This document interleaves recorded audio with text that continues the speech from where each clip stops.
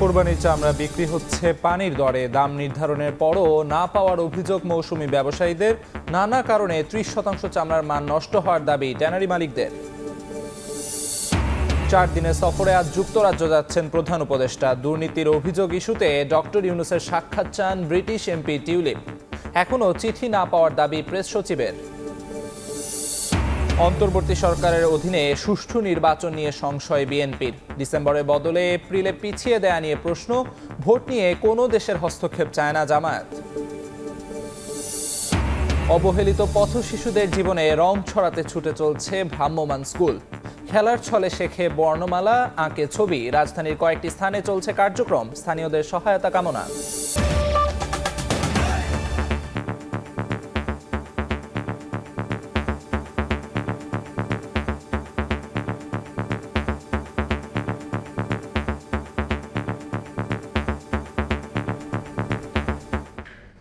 সময়ের সঙ্গে আছি আমি আমিরুল ইসলাম আলিফ। নির্ধারণের পরও কোরবানির পশুর চামড়ার সঠিক দাম পাচ্ছেন না বলে অভিযোগ মৌসুমী ব্যবসায়ীদের। এছাড়া নানা কারণে প্রায় 30% পশুর চামড়ার মান নষ্ট হয়েছে, সেজন্য দামও কমেছে বলে দাবি ট্যানারি মালিকদের। সাইফুল ইসলামের রিপোর্ট। বছর ভেদে জাতীয় সম্পদ পশুর চামড়া নিয়ে অজুহাতের কমতি থাকে না এ খাত সংশ্লিষ্টদের। কখনো বেশি দামে চামড়া কিনে বেচতে এসে ক্ষতির মুখে পড়ে মূলধন হারানোর অভিযোগ করেন মৌসুমী ব্যবসায়ী সহ উপকারভোগীরা। কখনো আবার মানহীন চামড়া, ব্যবসায় ধস, অর্থনীতি সংকট সহ নানা কারণ দেখিয়ে কম দামে কেনার সিন্ডিকেট করেন অনেক ব্যবসায়ী। এবারও কোরবানির মৌসুমে ব্যতিক্রম হয়নি এ শিল্পে। আনার পরে 300 টাকা 400 টাকা বলে, 500 টাকা উপরে বলে না। এতে বলা সরকার ঘোষণা দেয়, তো এই চামড়া ফেলে দাও, আমরা ফেলে দেবো, আর মাটিতে পুঁতে দেবো। 1,10,000 টাকার গরু আর একটা হলো 80,000 টাকার গরু। দুইটা চামড়ায় আমার দেশে হলো 530 টাকা। এদিকে পশুর চামড়া ছাড়াতে গিয়ে কেটে ফেলার ঘটনা পুরনো, কিন্তু কাঁচা এই পণ্যে নতুন সংকট তৈরি করছে বক্স অ্যানথ্রাক্স রোগে গুটি হওয়া এবং মোটাজাতকরণের কারণে চামড়া ফেটে দাগ তৈরি হওয়ার মতো রোগ। ব্যবসায়ীরা বলছেন চলতি ঈদ মৌসুমে এমন চামড়ার পরিমাণ প্রায় 30%। রাত 12টা পর্যন্ত মোটামুটি দাম ঠিক ছিল, এরপর তো চামড়া দেরি হয়ে গেল, তো নষ্ট হয়ে যাওয়া যাচ্ছে না। স্পট বেশি আছে, পরাই আপনার 30-35%। চামড়ার মধ্যে পর্যাপ্ত পরিমাণ অ্যানথ্রাক্স, ফক্স, এগুলোর কারণে দানা দানা গুটি, এগুলোর কারণে চামড়া সিলেকশন অনেক খারাপ। চলতি মৌসুমে প্রায় 80,000 চামড়া সংগ্রহের একক লক্ষ্য পুরান ঢাকার পোস্তার ব্যবসায়ীদের। তবে বরাবরের মতো অর্থ সংকটের অজুহাত তাদের। তারা জানান রাজনৈতিক দলের কোরবানি কম হওয়ায় এবার চামড়া কিছুটা কম। একই সঙ্গে ব্যাংক ঋণে ভাটা পড়ায় 10 থেকে 15% চামড়া কিনতে না পারার শঙ্কায় তারা। দেশের প্রেক্ষাপট বদলের পরে সিচুয়েশন, এনভায়রনমেন্ট সব চেঞ্জ। ওই লোকগুলো দেশে নাই এবং উপরন্ত ঘাপটি মেরে আছে। যারা 5টা গরু দেওয়ার কথা সে একটা দিছে, টাকা নাই যেহেতু। আমার কাছে 5,000 চামড়ার ক্যাপাসিটি, আপনি নিয়েছেন 25,000, এটা আমি নিতে পারবো না তো না। দেশে বছর জুড়ে পশুর চামড়া সংগ্রহের প্রায় 60%ই সংগ্রহ হয়ে থাকে কোরবানি মৌসুমে। আর সঠিক সময়ে সংরক্ষণের অভাবে সারা দেশে নষ্ট হয় 10 থেকে 15% চামড়া। সাইফুল ইসলাম, সময় সংবাদ, ঢাকা। বন্দরনগরী চট্টগ্রামে দামের কারসাজির মুখে রাস্তার পাশে ফেলে রাখা হয়েছে শত শত কোরবানির পশুর চামড়া। আড়তদাররা এক পিস চামড়া 100 টাকায়ও কিনছেন না বলে অভিযোগ বিক্রেতাদের। এতে ক্ষতির মুখে পড়েছেন মৌসুমী ব্যবসায়ীরা। সাখাওয়াতিপুর ক্যামেরায় বিস্তারিত জানাচ্ছেন কমল দে। রাস্তার উপর শত শত পিস চামড়া পড়ে থাকার এই চিত্র চট্টগ্রাম নগরের মুরাদপুর আতুরা ডিপো এলাকার আড়তদারদের কাছে বিক্রি করতে না পেরে এভাবে ফেলে রাখা হয়েছে এসব চামড়া। 250 পিস চামড়া আনছে, ওরা কেউ জিজ্ঞাসা করে না এখন পর্যন্ত। অনেক আগে 100 টাকা মূল হয়েছে, এখন ওইটাও মূল হচ্ছে না। গ্রাম অঞ্চলের পাশাপাশি বিভিন্ন পাড়া মহল্লা থেকে সংগৃহীত চামড়ার দাম হাঁকা হচ্ছে 100 টাকারও কম। কোনো কোনো ক্ষেত্রে আড়তদাররা চামড়া না নিয়ে ফিরে যাওয়ায় ব্যাপক ক্ষতির মুখে পড়েছেন মৌসুমী ব্যবসায়ীরা। আমার সব চামড়া নষ্ট হয়ে গেছে। এখন আর বাড়ি ঘরে দেখতে না, আর মাইছি মারি ফেলি, মাইছি তো দার খরচ করি আর নিয়ে আইটিও এখন কি করি তারি আইটা মরি গে 2 লক্ষ নিয়ে চামড়া আমার এই তাল বেগুন। এসব অভিযোগ মানছেন না আড়তদাররা। সরকার নির্ধারিত দামে চামড়া কিনছে বলে দাবি তাদের। আমরা 500-700 টাকা 800 টাকা এরকম কিনছি। যতগুলো যে সরকারের যে রেট দিয়েছে আমরা তো এই রেটেই খরিদ করছি। কিন্তু আমার কোনো হেরফের নাই, মানে চামড়ার সাইজের উপর গ্রামগঞ্জ থেকে যে চামড়াগুলো আছে ওগুলো একটা সাইজ শুরু। এদিকে আড়তদারদের পক্ষ নিয়ে ভোক্তা অধিকার বলছে মৌসুমি ব্যবসায়ীরা দাম বাড়ানোয় চামড়া নষ্ট হচ্ছে। মৌসুমি ব্যবসায়ীদের কিছু মিস্টেকও আছেন, অধিক লাভের আশায় তারা চামড়ায় লবণ না দিয়ে সেই চামড়া এখন একজন ব্যবসায়ী ফেলে রেখেছেন, সেটা আমাদের কাছে কমপ্লেন এসেছে। চট্টগ্রামের 250-র বেশি আড়ত এবং গুদামে আগামী 15 দিন লবণ দিয়ে এসব চামড়া সংরক্ষণ করা হবে। নষ্ট হচ্ছে শত শত পিস পশুর চামড়া, আর ক্ষতির মুখে পড়ছে গ্রাম অঞ্চল এবং পাড়া মহল্লা থেকে চামড়া সংগ্রহকারী মৌসুমি ব্যবসায়ী এবং এই চামড়ার মূল দাবিদার মাদ্রাসাগুলো। চট্টগ্রামের আতুরা ডিপো থেকে কমল দে, সময় সংবাদ। রাজধানীতে রোববারও পশু কোরবানি দিয়েছেন অনেকে। প্রথম দিনের ব্যস্ততায় দ্বিতীয় দিনকে বেছে নেন তারা। কোরবানি বর্জ্য অপসারণে ঈদের দ্বিতীয় দিনেও কাজ করেন পরিচ্ছন্নতা কর্মীরা। এদিন পচনশীল বর্জ্যের বদলে শুকনো ময়লাই বেশি দেখা গেছে। বর্জ্য অপসারণের সার্বিক ব্যবস্থাপনায় সন্তোষ জানিয়েছেন নগরবাসী। ঈদের দিনে রাজধানীতে কোরবানি হয়েছে কয়েক লাখ পশু। দ্বিতীয় দিনেও কোরবানি দিচ্ছেন অনেকে। কষাই সংকট থাকায় এদিন বেছে নিয়েছেন তারা। গতকালকার কারণে কাজ ছিল তো, কালকা করে কাজ এইটা কোরবানি দিতে যায়নি, আজকে কোরবানি দিব। কষাই টসাই ঠিক মতো পাওয়া যায় নাই, তাই আজকে আমরা নিরিবিলি কষাই টসাই পাওয়া যাবে, তাই আজকে আমরা কোরবানি দিতেছি। বর্জ্য অপসারণে দিনরাত পরিশ্রম করছেন ঢাকার 2 সিটির পরিচ্ছন্ন কর্মীরা। ময়লা তুলে নির্দিষ্ট স্থানে জড়ো করছেন তারা। কিছুক্ষণ পরপর গাড়ি এসে বর্জ্য তুলে নিয়ে ফেলছে ডাম্পিং স্টেশনে। এই কর্মযজ্ঞে সামিল 20,000 কর্মী। ময়লা অবস্থা এনটাকে আটটাকে প্রচুর উঠতেছে, কাল হ্যানটাকে পরিষ্কার করে আসছি, অনেকটাকে ময়লা পরিষ্কার সব কিছু ক্লিয়ার হইব। ময়লা কষ্ট করতে ঈদের মধ্যে তো বড় জমছে, পরিষ্কার করতে হইব। ঈদের দ্বিতীয় দিন রাজধানীর বিভিন্ন জায়গায় ঘুরে পচনশীল বর্জ্যের দেখা মেলেনি। তবে বিচালি মাংস প্রস্তুতের সরঞ্জাম সহ শুকনো বর্জ্য রয়েছে বিভিন্ন সড়কে। নগরী দ্রুত পরিচ্ছন্ন হয়ে ওঠায় খুশি নগরবাসী। গতকালকের বজ্র আর নাই, আজকে যারা গরু জবাই হইতেছে এইগুলো আজকে সিটি কর্পোরেশন লোক এসে নিয়ে যেতেছে। এখনো পর্যন্ত ওইরকম কোনো দুর্গন্ধ এখনো পর্যন্ত ছড়ায়নি। পরিষ্কার করে ফেলছে কালকে রাতের মধ্যে, সকালের মধ্যে দেখে সব পরিষ্কার।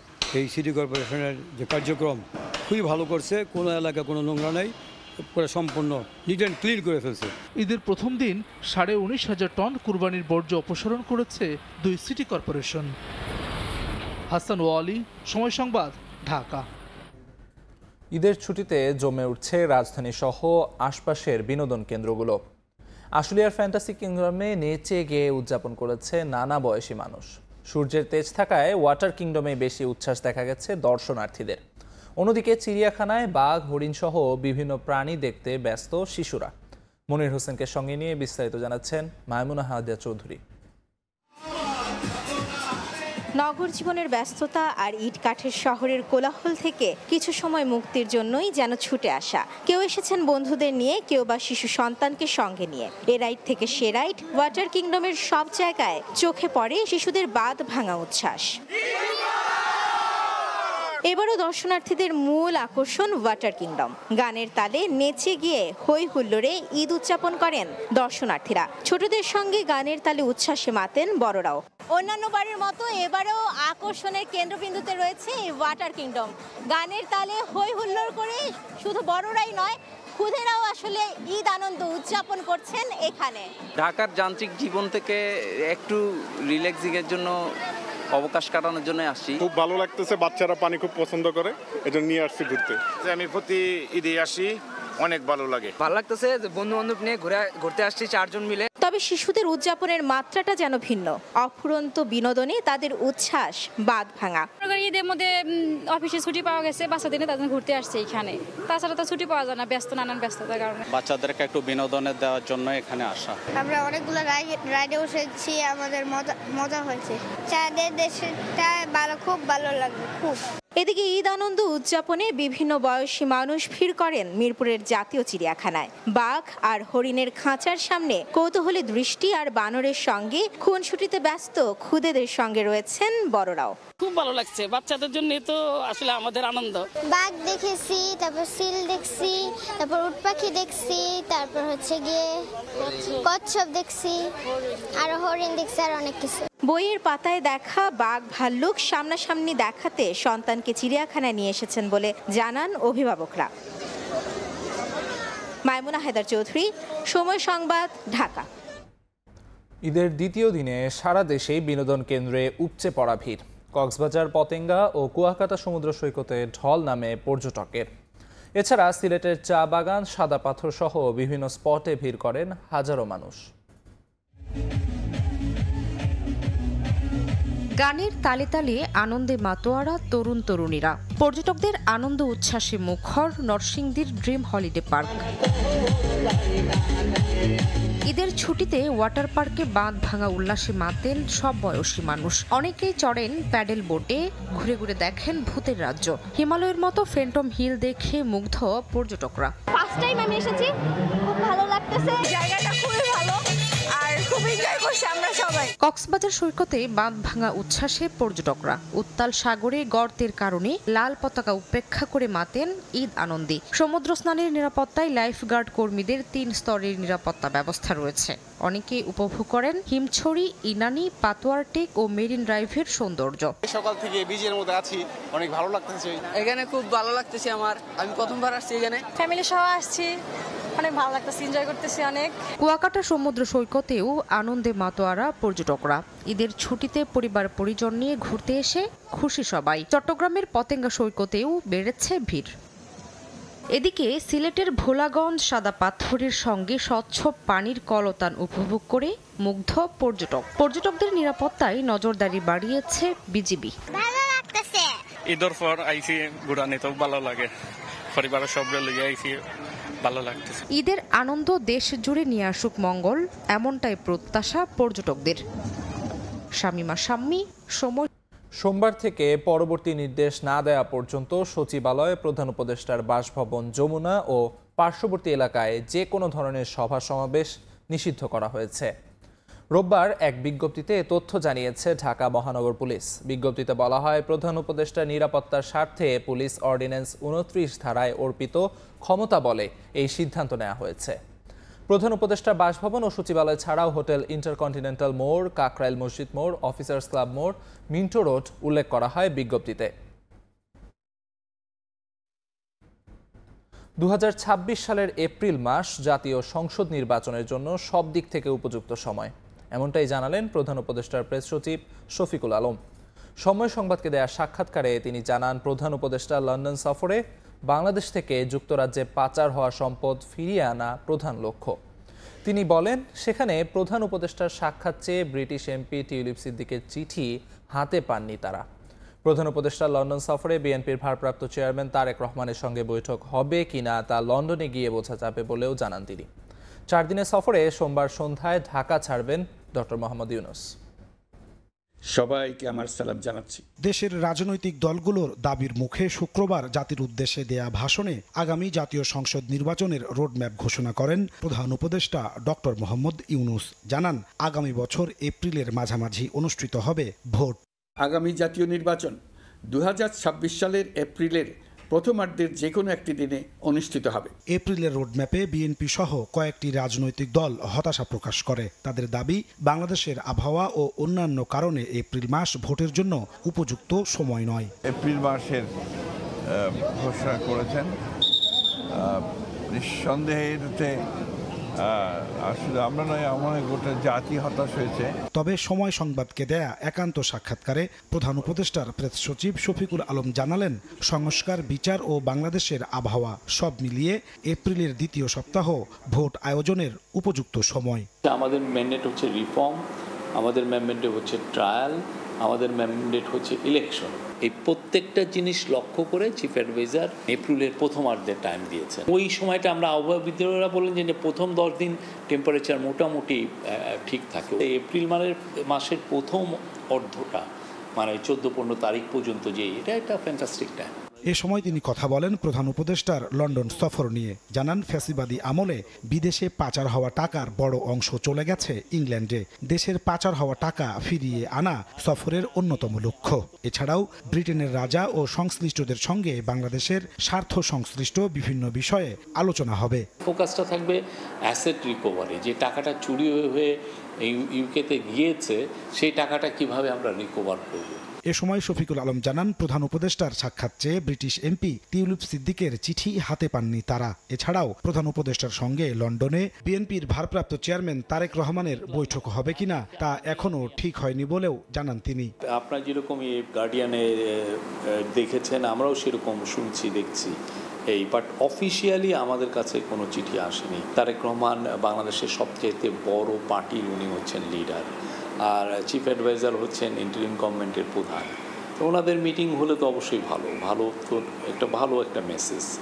তো কিন্তু কথা হচ্ছে যে এটা হচ্ছে কি হচ্ছে না এখন পর্যন্ত আমরা এখনো কিছু বলতে পারছি না। আমরা ওইখানে যেয়ে আপনাকে বলতে পারবো। 4 দিনের সফরে সোমবার সন্ধ্যায় ঢাকা ছাড়বেন প্রধান উপদেষ্টা ডক্টর মোহাম্মদ ইউনূস। নাজমুস সালেহী, সময় সংবাদ, ঢাকা। অন্তর্বর্তী সরকারের অধীনে সুষ্ঠু নির্বাচন নিয়ে সংশয় প্রকাশ করেছেন বিএনপি স্থায়ী কমিটির সদস্য আমির খসরু মাহমুদ চৌধুরী। বলেন, ডিসেম্বরের বদলে এপ্রিলে ভোট পিছিয়ে দেয় গণতান্ত্রিক পরিবেশ গভীর সংকটে পড়তে পারে। আরেক নেতা রুহুল কবির রিজভী আহমেদ বলেন, ডিসেম্বরে ভোট না দিলে সরকারের নিরপেক্ষতা প্রশ্নবিদ্ধ হবে। ঈদের ছুটিতে আগামী নির্বাচন বিবেচনায় নিজ নিজ নির্বাচনী এলাকায় সময় কাটাচ্ছেন নবীন প্রবীণ নেতারা। পাশাপাশি এপ্রিলে ভোটের সময় নিয়েও প্রতিক্রিয়া জানাচ্ছেন তারা।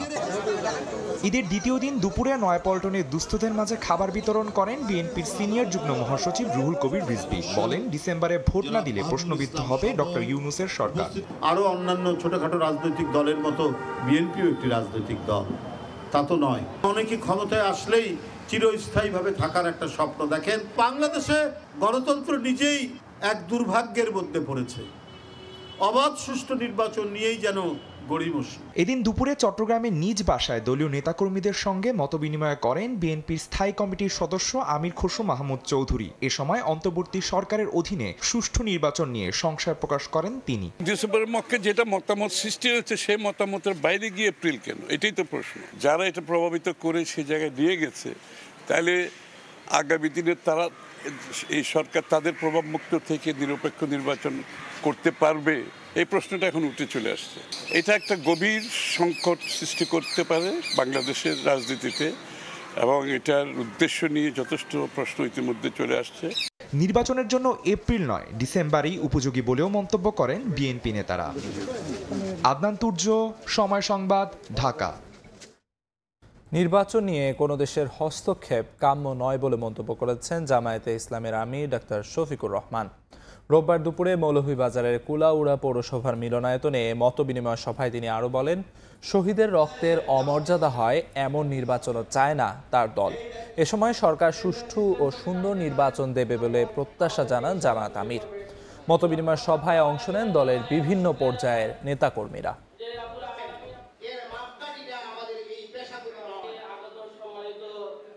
কোনো দেশেরই হস্তক্ষেপ আমাদের দেশে থাকুক কোনোভাবে নির্বাচন, এটা আমাদের কামনা না। যেমন আমরাও কোনো দেশের কোনো বিষয়ে হস্তক্ষেপ করতে চাই না। নির্বাচনকে প্রশ্নবিদ্ধ করার কেউ চেষ্টা করবেন না, তাহলে আমাদের শহীদদের রক্তের প্রতি আমরা ইমানদারি রক্ষা করতে পারবো না। আমাদের শহীদদের রক্তের অমর্যাদা হয় এমন কোনো নির্বাচন আমরা দেখতে চাই। শহীদদের রক্তের মর্যাদা রক্ষা করে খুবই সুন্দর সুষ্ঠু একটা নির্বাচন আমরা প্রত্যাশা করি। ঘরবাড়ি, অর্থ জোগাড়ের ভারে হারিয়ে গেছে শৈশব, শিক্ষার সুযোগ বলে কিছুই নেই, এমন বাস্তবতায় পথশিশুদের কাছে পৌঁছে যাচ্ছে মোবাইল স্কুল। খেলার ছলে ছোট্ট শিশুরা শিখছে বর্ণমালা। এই স্কুল শুধু শিক্ষাই দেয় না, হয়ে উঠেছে মানসিক বিকাশ কেন্দ্র। বিস্তারিত দেখুন ফারদিন মাঝারের রিপোর্টে। ক্যামেরায় ছিলেন মোহাম্মদ শাহিন।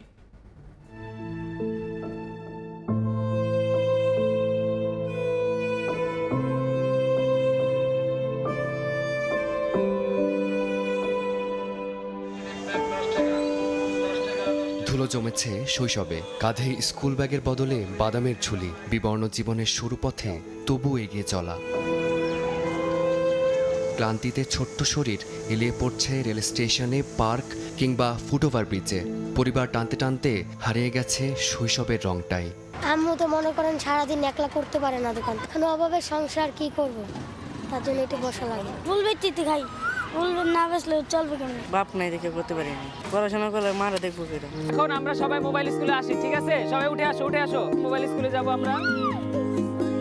অবহেলিত এই শিশুদের জীবনে রং ছড়াতে ছুটে চলছে মোবাইল স্কুল। এটি দেখলেই ছুটে আসে শিশুরা, খেলার ছলে শিখে নেয় বর্ণমালা, ছবি আঁকে, জট খোলে গণিতের, আনন্দে ভাসে নিষ্পাপ জীবন।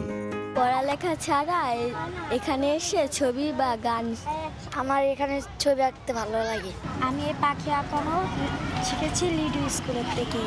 ইউরোপীয় ধরন অনুসরণ করে কমলাপুর, সদরঘাট, রায়ের বাজার ও মিরপুরের বিভিন্ন স্থানে নির্ধারিত সময় হাজির হয় মোবাইল স্কুল, যেখানে মানসিক সহায়তা পেয়ে থাকে প্রান্তিক শিশুরা, জানতে পারে স্বাস্থ্যের নানা দিক।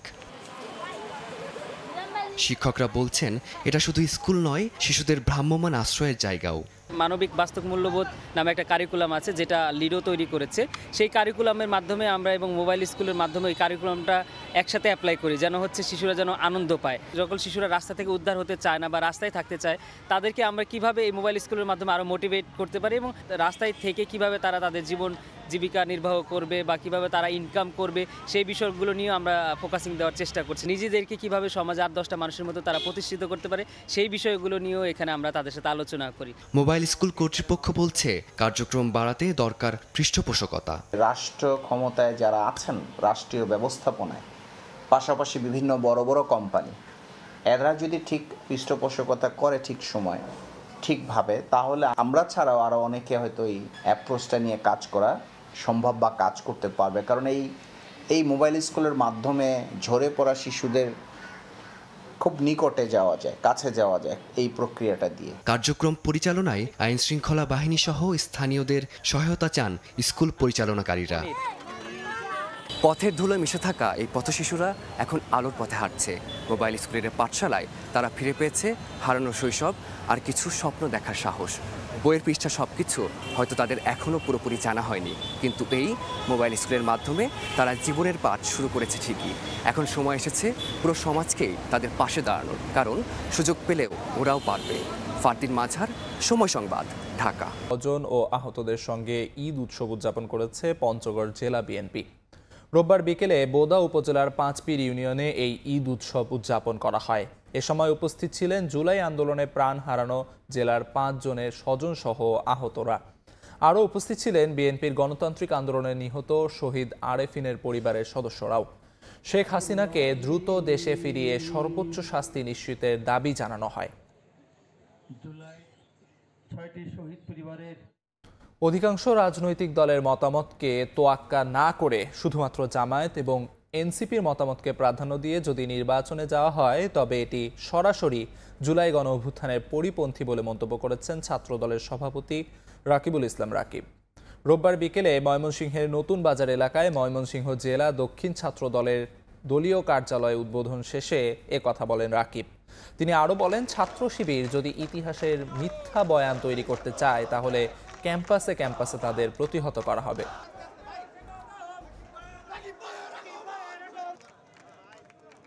15.5 বছরের এই নির্যাতন অত্যাচারকে অস্বীকার করে এই ময়মনসিংহের মাটিতে কেউ ইতিহাস রচনা বয়ান তৈরি করতে চায়, তাদেরকে তোমরা সেখানে প্রতিহত করবে।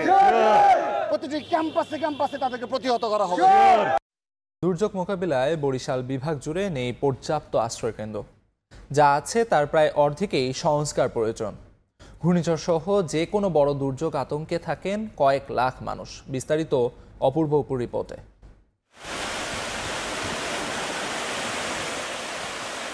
ঝড় জলোচ্ছ্বাসে সবচেয়ে বেশি ক্ষতির মুখে থাকা সাগরকুলের ঢালচর ও পূর্ব ঢালচরে প্রায় 4000 মানুষের বসবাস। বর্তমানে এ দুটি চরে কোনো ঘূর্ণিঝড় আশ্রয় কেন্দ্র নেই।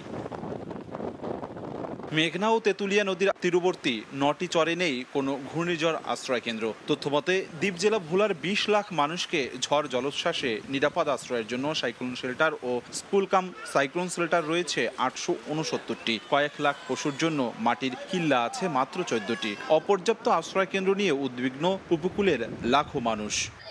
নদী গড়ে বিলীন হওয়া যাওয়ার পর থেকে সমস্ত সাইক্লোন সেন্টারগুলি বিলীন হয়ে গেছে। আমাদের এই ঢালচরে বন্যা হলে ঘূর্ণিঝড় হলে মানুষ যথেষ্ট পরিমাণে ক্ষতিগ্রস্ত হয়। আমাদের এখানে কোনো সাইক্লোন সেন্টার নাই। বিষখালী নদীর তীরবর্তী বরগুনা সদর উপজেলার উত্তর ডালভাঙা, লতাবাড়িয়া এবং মাছখালী গ্রাম, এই 3টি গ্রামের একটি গ্রামেও নেই কোনো সাইক্লোন শেল্টার। প্রতিটি ঘূর্ণিঝড় এই 3টি গ্রামকেই লণ্ডভণ্ড করে দেয়। স্থানীয়দের আশ্রয় কেন্দ্রে নেয়ার মতো এ গ্রামে নেই কোনো পাকা ঘর বাড়িও। এলজিইডি জানায়, ঘূর্ণিঝড়ে বরগুনার নিরাপদ আশ্রয়ের জন্য সাইক্লোন শেল্টারের সংকট রয়েছে। 15টি সাইক্লোন শেল্টার টেন্ডার এই মুহূর্তে করেছি আমরা, যেটা 2টা প্যাকেজে, একটা প্যাকেজে 8টি আর একটা প্যাকেজে 7টি।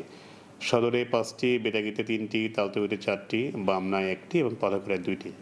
এই 15টি সাইক্লোন শেল্টার এখন দরপত্র মূল্যায়ন পর্যায়ে আছে।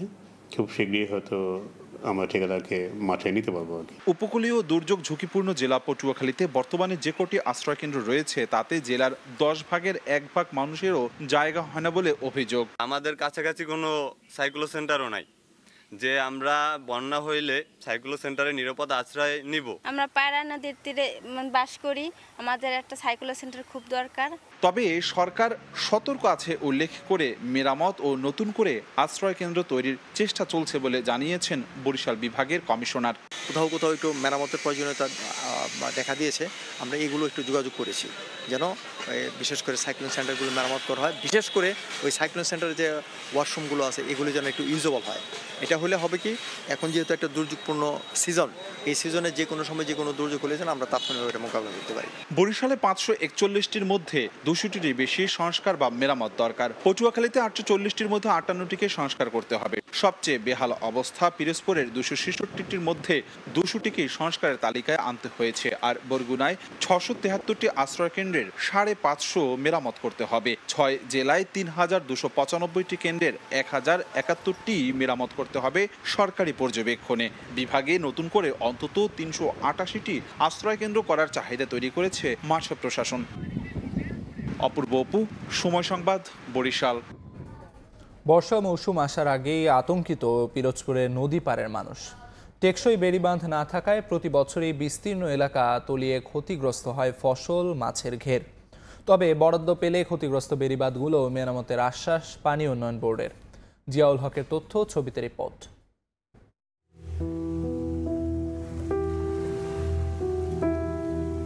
লিটন হাওলাদার পিরোজপুর সদরের হরিণা গাজীপুর এলাকার বাসিন্দা। নদীর ভাঙনে বসতবাড়ি ও জমি সবই হারিয়েছেন। এমন পরিণতি শুধু লিটন হাওলাদারের নয়, জেলার বিভিন্ন নদীর পাড়ে বসবাস করা হাজারো মানুষের। অনেক এলাকার বেড়িবাঁধ ভাঙা, এমনকি প্রয়োজনীয় অনেক স্থানেই নেই কোনো বাঁধও। তাই বর্ষা মৌসুম আসার আগেই বসতভিটা, ফসল ও মাছের ঘের রক্ষায় টেকসই বেড়িবাঁধ নির্মাণের দাবি বাসিন্দাদের। বেড়িবাঁধটা একটু মনে করেন শক্ত মজবুত করে যদি আপনারা দিতে পারেন তাহলে আমরা মনে করেন যে লোকজন নিয়ে আশ্রয়কেন্দ্রের মতো ভালো মতো থাকতে পারি। কোনো রকম মাছ ধরি খাই, আমাদের কোনো ব্যবস্থা নাই থাকার। নদী অনেক দূরে ছিল, ভাঙতে ভাঙতে ভাঙতে বাড়ির কাছাকাছি চলে এসেছে। স্থায়ীভাবে কোনো নদী শাসনের ব্যবস্থা করা হতো তাহলে এই উপকূলের মানুষগুলি একটু প্রশান্তি পেত। পানি উন্নয়ন বোর্ড বলছে এরই মধ্যে বেশ কিছু নতুন বেড়িবাঁধ নির্মাণ করা হয়েছে। বরাদ্দ পেলে ক্ষতিগ্রস্ত বাকি বাঁধগুলো মেরামত করা হবে। ঝুঁকিপূর্ণ 30 কিলোমিটার বেড়িবাঁধ পুনঃসংস্কার করার জন্য আমরা আমাদের অরণ্য রাজস্ব খাতের আওতায় 35 কোটি টাকা বরাদ্দ চেয়েছি। সামনে যে ঘূর্ণিঝড় আসতে পারে সেগুলার প্রাথমিক যে ধাক্কা সেটা যেন আমরা করতে পারি, ট্যাকেল দিতে পারি। জেলায় 310 কিলোমিটার বেড়িবাঁধ রয়েছে, যার মধ্যে 55 কিলোমিটার ঝুঁকিপূর্ণ। সময় সংবাদ। সুবিধা থেকে বঞ্চিত পটুয়াখালীর 3 উপজেলার মানুষ। জেলা সদর বা রাজধানীতে যেতে নদী পারাপারে বগা ফেরিঘাটে অপেক্ষা করতে হয় ঘন্টার পর ঘন্টা। অথচ এই স্থানে একটি সেতু নির্মাণে 2021 সালে চীনের সঙ্গে সমঝোতা চুক্তি হয়েছিল। সড়ক ও জনপথ বিভাগ বলছে জমি অধিগ্রহণ ব্যয় নিরূপণের কাজ শেষ হলে শুরু হবে সেতুর নির্মাণ। সুজন দামের ছবি ও মোহাম্মদ মনির হোসেন বাদলের তথ্য নিয়ে রিপোর্ট। পদ্মা সেতু চালুর পর সারা দেশের সঙ্গে দক্ষিণাঞ্চলের সড়ক যোগাযোগে বৈপ্লবিক পরিবর্তন হয়। তবে পটুয়াখালীর বাউফল, দশমিনা ও গলাচিপা উপজেলার মানুষ এখনও বঞ্চিত নিরবিচ্ছিন্ন যোগাযোগ সুবিধা থেকে। উপজেলা থেকে জেলা সদর ও রাজধানীতে যেতে পার হতে হয় লোহালিয়া নদী। ফেরি পারাপারই একমাত্র ভরসা। বগা ফেরিঘাট দিয়ে প্রতিদিন নদী পারাপারে ঘন্টার পর ঘন্টা অপেক্ষা করতে হয় যাত্রীদের। বিপাকে পড়েন রোগী, শিক্ষার্থী, এমনকি কৃষি পণ্য পরিবহনকারীরাও। এতে আটকে যাচ্ছে এ অঞ্চলের উন্নয়ন ও সম্ভাবনার চাকা। ঢাকার থেকে যতটুকু আসার সময় লাগে তার চেয়ে দ্বিগুণ সময় আমাদের এখানে ভোগান্তিতে আমাদের ভুগতে হয়। ফেরি স্টেশনে এসে অনেক সময় ফেরি পাই না, বসে থাকতে হয় ঘন্টার পর ঘন্টা। আর কোনো একখান গাড়ি কারণ গাড়ি ফেরি ছাড়ে না, গাড়ি আসুক তারপর ছাড়ুন। ট্রলারে পারাপার করলে ওটা হলো বাচ্চা পোলা বানলে এটা একটা রিস্কের ব্যাপার। লোহালিয়া নদীর ওপর একটি সেতু নির্মাণের দাবি বহু পুরনো। এ বিষয়ে 2021 সালের মার্চে চীনের সঙ্গে সমঝোতা চুক্তি হলেও এখনো দৃশ্যমান হয়নি অগ্রগতি। যাত্রী এবং মানুষ সবাই ভোগান্তির মুখে আছি। যেহেতু ব্রিজটি নির্মিত হয় নাই, এই জন্য মানুষের ভোগান্তির জীবনের শেষ নেই। 20 লক্ষ মানুষের সময়ের দাবি যে বগা একটা ব্রিজ। প্রকল্পের আওতায় বর্তমানে চলছে জমি অধিগ্রহণ ব্যয় নিরূপণের কাজ। এটি শেষ হলে দ্রুত সেতুর নির্মাণ কাজ শুরুর আশা সড়ক ও জনপথ বিভাগের। ফিজিবিলিটি স্টাডি কাজ অনেকটাই শেষ হয়ে গেছে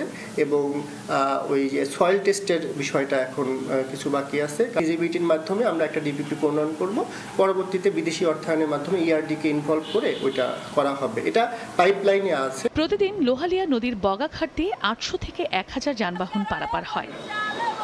সময় সংবাদ, পটুয়াখালী।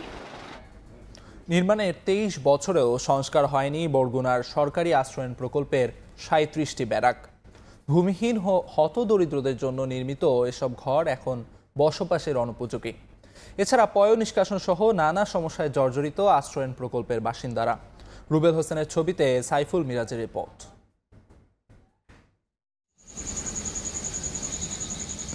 প্রায় প্রতিটি ঘরের চালা ফুটো, বেহাল দশা।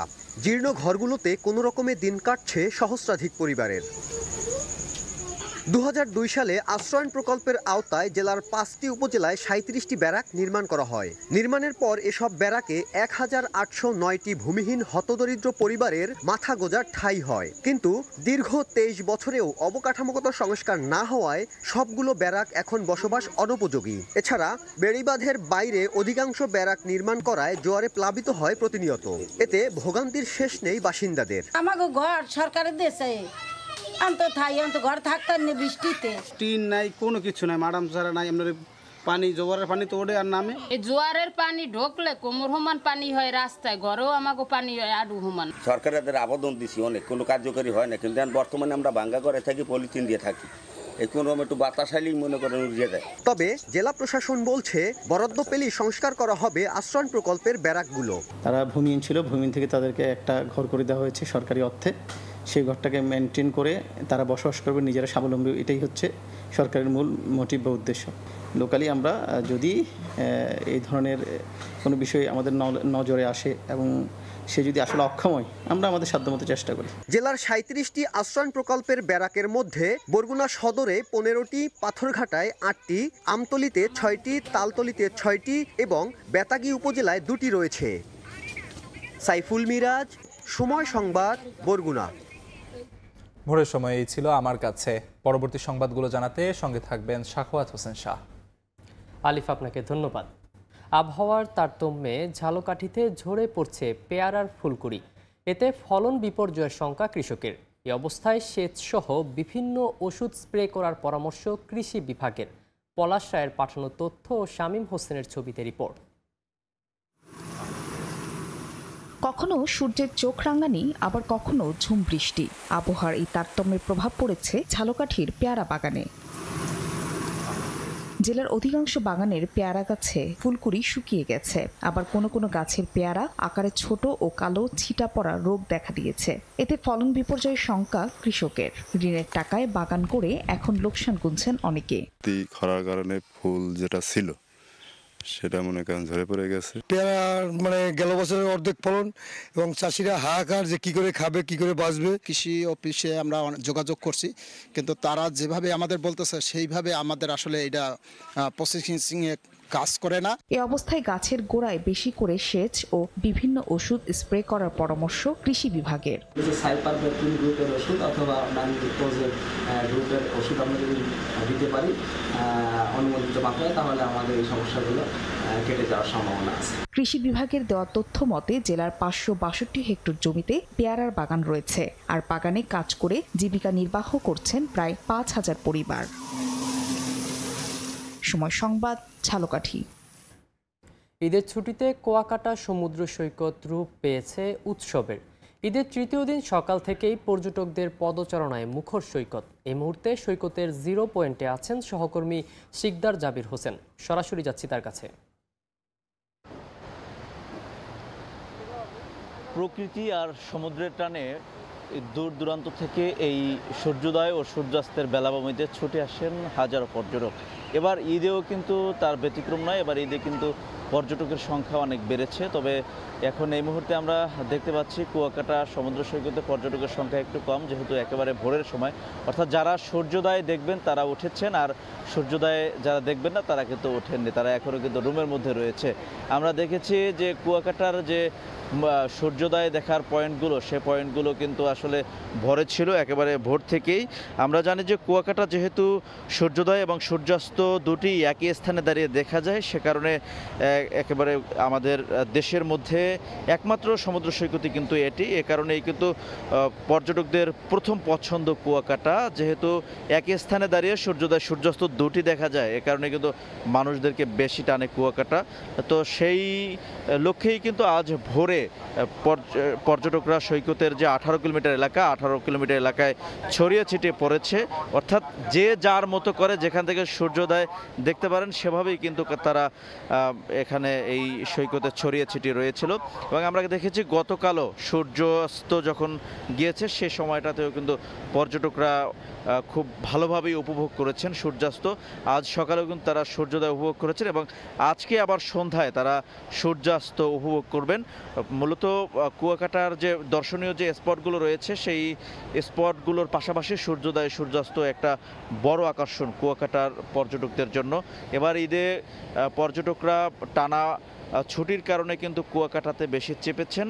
আজকে ঈদের তৃতীয় দিন, ঈদের তৃতীয় দিনে কিন্তু পর্যটকের সংখ্যা অনেক বাড়বে বলেও মনে করছেন পর্যটন সংশ্লিষ্ট ব্যবসায়ীরা। তারা আমাদেরকে জানিয়েছেন যে আজকের পর থেকেই কিন্তু পর্যটকের সংখ্যা আগামী কয়েকদিন বাড়তে থাকবে। এর কারণ হলো টানা 10 দিন যেহেতু ছুটি রয়েছে, সেহেতু ঈদের দিন বা ঈদের একেবারে প্রথম 3 দিন পর্যটকরা হঠাৎ করে কুয়াকাটা আসছে না।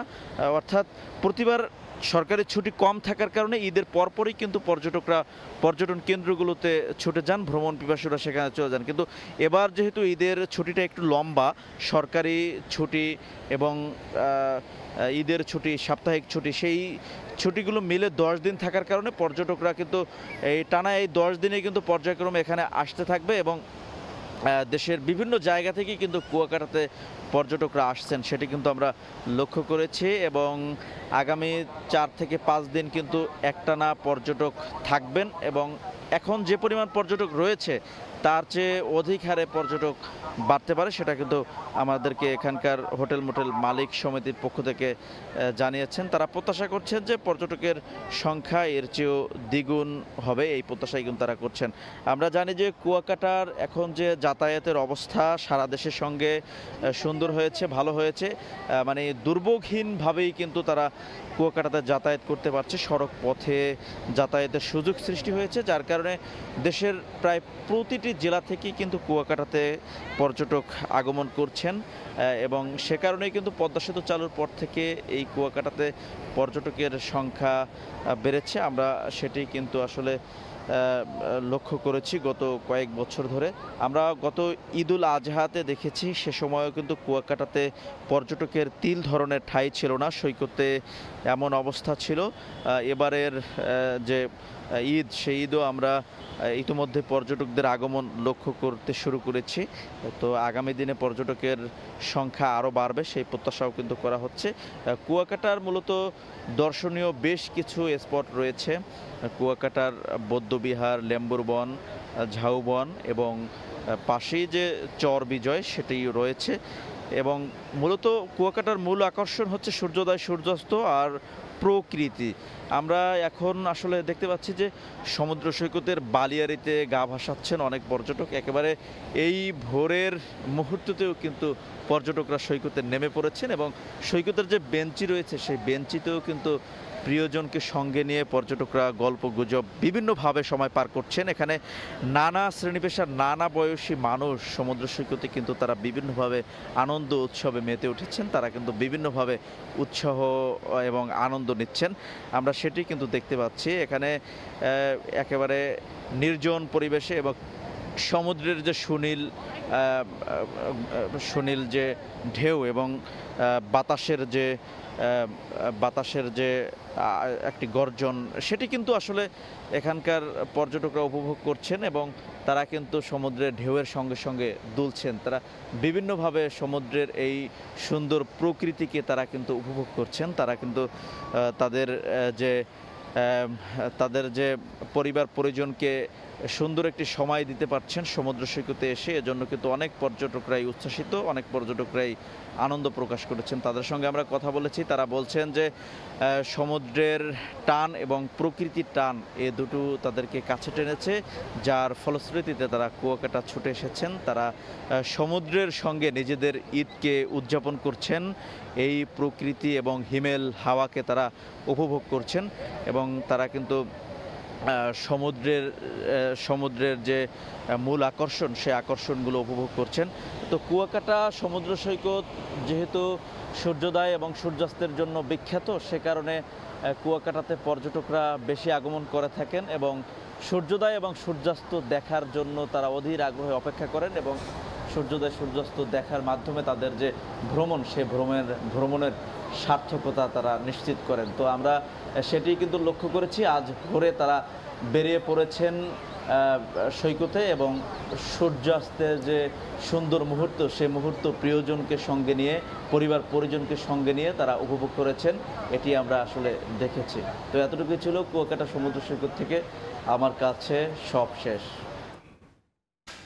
সরাসরি যুক্ত ছিলাম কুয়াকাটা থেকে। সবচেয়ে বড় শত্রুর তালিকা থেকে সরে গেল যুক্তরাষ্ট্রের নাম, তার বদলে এখন জায়গা করে নিয়েছে জার্মানি। দীর্ঘ 13 বছর পর এই তালিকায় বড় পরিবর্তন এনেছে লেভাদা সেন্টারের এক জরিপ। সবচেয়ে ঘনিষ্ঠ মিত্র হিসেবে উঠে এসেছে বেলারুশ, চীন, কাজাখস্তান, ভারত এবং উত্তর কোরিয়ার নাম। রুশ প্রেসিডেন্ট ভ্লাদিমির পুতিনের সঙ্গে একের পর এক মার্কিন প্রেসিডেন্টের সম্পর্ক ছিল উত্তেজনাপূর্ণ। ওবামার সময় ক্রিমিয়া দখল, ট্রাম্পের সময় রুশ হস্তক্ষেপের অভিযোগ, আর বাইডেনের নেতৃত্বে সরাসরি ঘাতক আখ্যা ও ইউক্রেন যুদ্ধ ঘিরে কঠোর অবস্থান। প্রশাসন বদলালেও পুতিনের সঙ্গে যুক্তরাষ্ট্রের সংঘাত থেকেই গেছে ভূরাজনীতির কেন্দ্রবিন্দুতে। এবার দিন বদলের সঙ্গে পালাক্রমে বদলেছে সম্পর্কের অনুপাত। রাশিয়ার সবচেয়ে বড় শত্রুর তালিকা থেকে সরে গেল যুক্তরাষ্ট্রের নাম। লেভাদা সেন্টারের জরিপ বলছে মাত্র 40% রুশ এখন যুক্তরাষ্ট্রকে প্রধান শত্রু মনে করে, গত বছরের তুলনায় যা 36% কম। এই পরিবর্তনের পেছনে ডোনাল্ড ট্রাম্পের প্রত্যাবর্তন এবং ইউক্রেন যুদ্ধ ইস্যুতে হোয়াইট হাউসের কূটনৈতিক উদ্যোগকে কারণ হিসেবে দেখছে সংস্থাটি। জরিপ অনুযায়ী এখন সবচেয়ে বড় শত্রু দেশ হিসেবে 56% রুশ নাগরিকের চোখে জার্মানি, এর পরই 49% চোখে যুক্তরাজ্য এবং 43% কাছে ইউক্রেন। 2022 সালের আগে জার্মানিকে শত্রু মনে করত মাত্র 16% রুশ, কিন্তু চ্যান্সেলর ফ্রিডরিক মের্স দায়িত্ব নেয়ার পর ইউক্রেনকে অস্ত্র সহায়তা বাড়ানো এবং মস্কোর অভ্যন্তরে হামলার সক্ষমতা রাখে এমন ক্ষেপণাস্ত্র সরবরাহের হুমকি পরিস্থিতিকে উত্তপ্ত করে তোলে।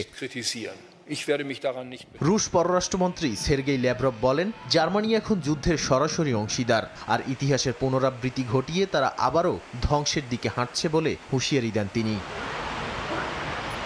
এই জরিপে রাশিয়ার সবচেয়ে ঘনিষ্ঠ মিত্র হিসেবে উঠে এসেছে বেলারুশ, চীন, কাজাখস্তান, ভারত এবং উত্তর কোরিয়ার নাম।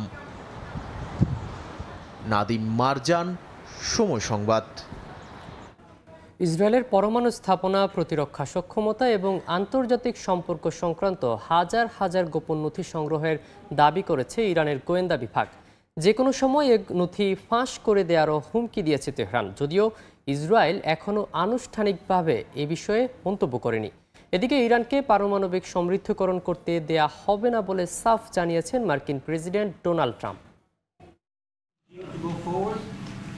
ইরানের পারমাণবিক সমৃদ্ধকরণ নিয়ে যুক্তরাষ্ট্রের পাশাপাশি ইসরায়েলের আপত্তি শুরু থেকেই লক্ষ্য করা যায়। এমনকি ওয়াশিংটনের সঙ্গে আলোচনা ব্যর্থ হলে তেহরানে সামরিক হামলার হুমকিও দিয়েছে তেল আবিব। তবে এবার ইসরায়েলের গুরুত্বপূর্ণ পারমাণবিক নথি সংগ্রহের দাবি করেছে ইরান। দেশটির গোয়েন্দা মন্ত্রী ইসমাইল খাতিব রাষ্ট্রীয় সংবাদ মাধ্যমে দাবি করেন তাদের হাতে ইসরায়েলের একটি গোপন গুপ্তধন রয়েছে। খাতিব বলেন এটি এমন এক বিশাল তথ্য ভাণ্ডার যার ভেতরে রয়েছে ইসরায়েলের পরমাণু স্থাপনাসমূহ, যুক্তরাষ্ট্র ও ইউরোপের সঙ্গে তাদের সম্পর্ক, এমনকি প্রতিরক্ষা সক্ষমতা সংক্রান্ত স্পর্শকাতর নথিপত্র। শিগগিরই এই নথি ফাঁসের হুঁশিয়ারি দিয়েছে তেহরান। প্রতিবেদনে দাবি করা হয় হাকিরিয়া নামক কৌশলগত এলাকায় অবস্থিত ইসরায়েলের প্রতিরক্ষা মন্ত্রণালয় এবং সেনা সদর দফতর থেকে এসব তথ্য সংগ্রহ করা হয়। ধারণা করা হচ্ছে সাইবার ও মানব গোয়েন্দা তৎপরতার সমন্বয়ে এই চাঞ্চল্যকর অভিযান পরিচালিত হয়েছে। ইসরায়েল এর মধ্যে গুপ্তচর বৃত্তির অভিযোগে 2 যুবককে গ্রেফতার করেছে। গ্রেফতারকৃতদের বিরুদ্ধে অভিযোগ তারা ইরানিদের নির্দেশে নজরদারি ক্যামেরা বসাতে গিয়ে ধরা পড়েন। ইরানের দাবি ইসরায়েলের বিরুদ্ধে এটি ইতিহাসের সবচেয়ে বড় গোয়েন্দা অভিযান। এখন পর্যন্ত কোনো প্রতিক্রিয়া জানায়নি তেল আবিব। বিশ্লেষকদের মতে এই তথাকথিত গোয়েন্দা সাফল্য যদি সত্য হয় তাহলে তা শুধু তেহরান তেল আবিবের ছায়াযুদ্ধে নয়, গোটা মধ্যপ্রাচ্যের কৌশলগত ভারসাম্যে প্রভাব ফেলবে। এর মধ্যে মার্কিন প্রেসিডেন্ট ডোনাল্ড ট্রাম্প সামাজিক যোগাযোগ মাধ্যমে স্পষ্ট জানিয়ে দিয়েছেন তিনি ইরানকে ইউরেনিয়াম সমৃদ্ধকরণ করতে দেবেন না, এমনকি শান্তিপূর্ণ উদ্দেশ্যেও না। এর আগে আন্তর্জাতিক আণবিক সংস্থা ইরানের পারমাণবিক উপাদানের মজুত নিয়ে শঙ্কা প্রকাশ করে। মালিহা সুহরওয়ার্দী, সময় সংবাদ। চীনের সঙ্গে উত্তেজনার মধ্যেই যৌথ মহড়া চালিয়েছে তাইওয়ানের সামরিক বাহিনী ও কোস্টগার্ড। চীনের ক্রমবর্ধমান পরোক্ষ আগ্রাসন সম্মিলিতভাবে প্রতিরোধ করা এই মহড়ার লক্ষ্য বলে জানানো হয়। তাইওয়ানের প্রেসিডেন্ট লাই চিং বলেন জনগণের নিরাপত্তা রক্ষায় সদা প্রস্তুত দ্বীপটির কোস্টগার্ড। স্থানীয় সময় রোববার তাইওয়ানের কাওশিং এলাকায় কোস্টগার্ড ও সামরিক বাহিনী যৌথভাবে মহড়া চালায়। নিজেদের সক্ষমতা বাড়াতে এই অনুশীলন বলে জানায় কর্তৃপক্ষ। মহড়া পরিদর্শন করেন তাইওয়ানের প্রেসিডেন্ট লাই চিং। এ সময় তিনি বলেন বিভিন্নভাবে চীন অঞ্চলটিতে হস্তক্ষেপ করছে, তাই চীনের যে কোনো হুমকির মোকাবেলায় এই মহড়া। কোস্টগার্ড সদস্যরা তাইওয়ানের জনগণের জীবন ও নিরাপত্তা রক্ষায় সবসময় প্রস্তুত বলে জানান তিনি। এছাড়া অঞ্চলটির স্থিতিশীলতা ও প্রতিরোধ ক্ষমতা বাড়াতে সরকার সব বিভাগের শক্তি একত্রিত করবে বলেও জানান লাই চিং। সরকার জাতীয় নিরাপত্তা রক্ষায় সমস্ত বিভাগকে একত্রিত করে তাদের শক্তিকে কাজে লাগাবে। তাইওয়ানের স্থিতিশীলতা ও সহনশীলতা আরো দৃঢ় করা হবে। আমাদের গণতন্ত্র ও স্বাধীনতা রক্ষায় এই পদক্ষেপ অব্যাহত থাকবে। মহড়ায় হেলিকপ্টার দিয়ে আকাশে টহল দেওয়ার পাশাপাশি নৌবাহিনীর জাহাজ দিয়ে বিভিন্ন অভিযানের অনুশীলনও করা হয়। মহড়ায় অত্যাধুনিক জাহাজের পাশাপাশি নৌবাহিনীর তুংচিয়াং শ্রেণীর যুদ্ধ জাহাজ অংশ নেয়। এ জাহাজগুলো অত্যন্ত দ্রুতগামী, সেই সঙ্গে বড় যুদ্ধ জাহাজকে মোকাবেলা করতে সক্ষম বলে দাবি তাইওয়ানের। গণতান্ত্রিকভাবে শাসিত তাইওয়ান বারবার অভিযোগ করে আসছে পরিকল্পিতভাবে তাইওয়ানের ওপর চাপ সৃষ্টি করছে চীন। সমুদ্রের নিচে কেবল কাটা, অবৈধভাবে বালু খনন সহ নানাভাবে চীন সরকার তাইওয়ানে হস্তক্ষেপ করছে বলে অভিযোগ তাইপের। অর্চিতা শেহসিন, সময় সংবাদ। ট্রাম্পের সঙ্গে দ্বন্দ্বের পর এবার আমেরিকা পার্টি নামে নতুন রাজনৈতিক দল গঠনের ঘোষণা দিলেন ইলন মাস্ক। একই সঙ্গে মার্কিন মহাকাশ গবেষণা কেন্দ্র নাসার বাজেট কমানোর কারণে ধ্বংসের মুখে প্রতিষ্ঠানটি। যদিও ক্ষমতা আর অর্থের দ্বন্দ্বে বলি হচ্ছে দুজনেরই ব্যবসা। টেসলার শেয়ার কমেছিল 14% আর ট্রাম্পের মিডিয়া ব্যবসা নেমেছিল 8%।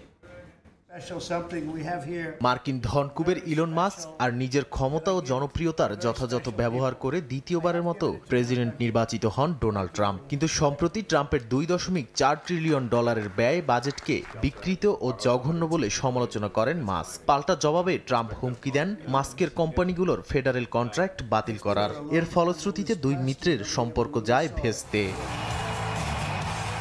ট্রাম্পের বিরুদ্ধে অ্যাপস্টেইনের সঙ্গে সংশ্লিষ্টতার অভিযোগ তোলেন মাস্ক, এমনকি দাবি করেন ট্রাম্পের অভিশংসনেরও। এরই মধ্যে মাস্ক এক্সে এক জরিপ চালান, যেখানে 80% মানুষ নতুন রাজনৈতিক দলের পক্ষে মত দেন।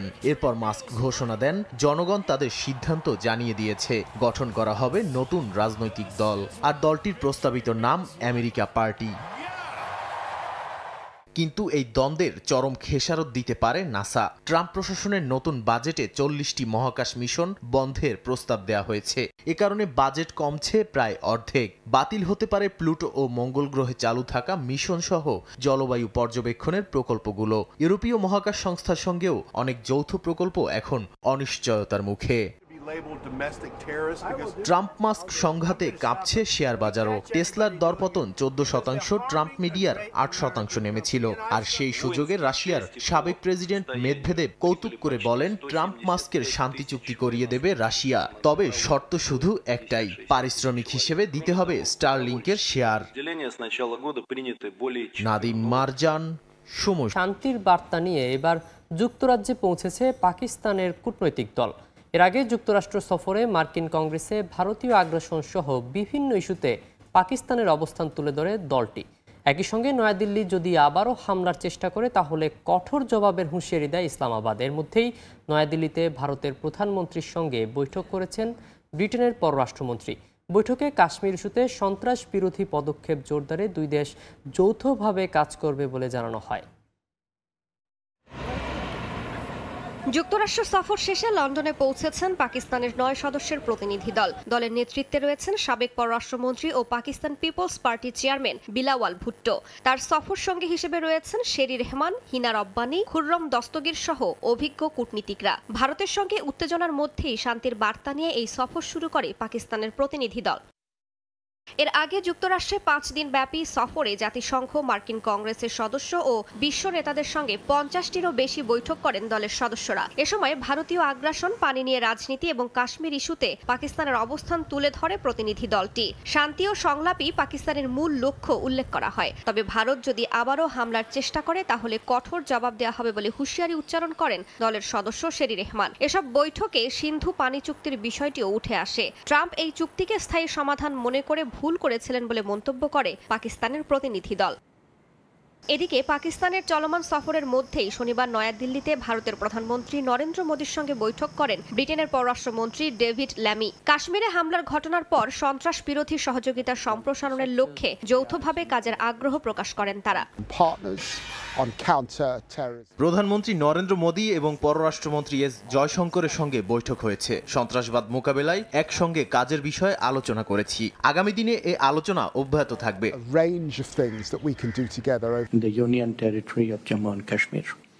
সন্ত্রাস বিরোধী লড়াইয়ে ভারতের পাশে একাত্মতা ও সমর্থন জানানোর জন্য যুক্তরাজ্য সরকারকে ধন্যবাদ জানাই। আমরা সন্ত্রাসের বিরুদ্ধে জিরো টলারেন্স নীতিতে অনুসরণ করি এবং আমাদের অংশীদারের কাছ থেকেও সেই নীতির প্রতি বোঝাপড়া ও সমর্থন প্রত্যাশা করি। বৈঠকে দুই দেশের মধ্যকার অর্থনৈতিক সম্পর্ক জোরদারে মুক্ত বাণিজ্য চুক্তির বিষয়েও আলোচনা হয় বলে জানান ব্রিটেনের পররাষ্ট্রমন্ত্রী। রাইসা জান্নাত, সময় সংবাদ।